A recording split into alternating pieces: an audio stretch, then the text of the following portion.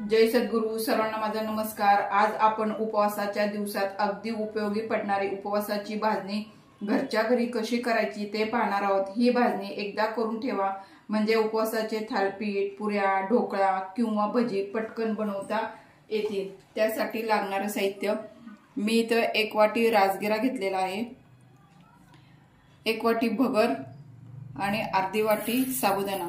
हे आता आपण भाजून घेऊया. पहिल्यांदा मी गॅस चालू केलेला आहे, भगर भाजून घेते.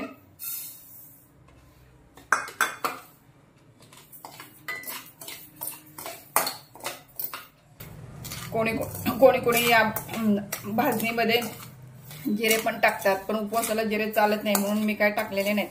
आणि भाजणीमध्ये शेंगदाणे पण टाकतात, पण शेंगदाण्यामुळं भाजणी आपली लवकर म्हणजे टिकत नाही, खराब होते. आपले भाजणी ही टिकण्यासाठी शेंगदाणे वापरायचे नाही.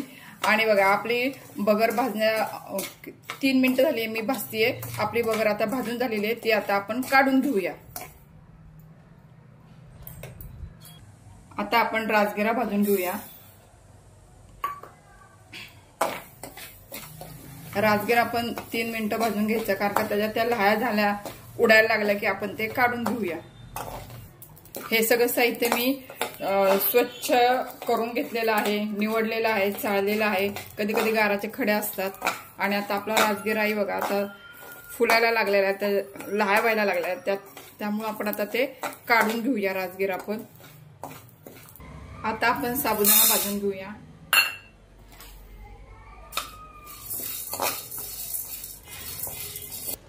साबुदाणा भाजायचा म्हणजे त्याला काय डाग वगैरे काय पाडायचे नाहीत. साबुदाणा फुलला की आपला साबुदाणा हा भाजून झालाय असं समजायचं. आता आपला हा साबुदाणा भाजून झालेला आहे, आपण तो काढून घेऊया. आपण हे सगळं साहित्य गार करून घेऊया आणि नंतर मिक्सरमधनं बारीक करून घेऊया.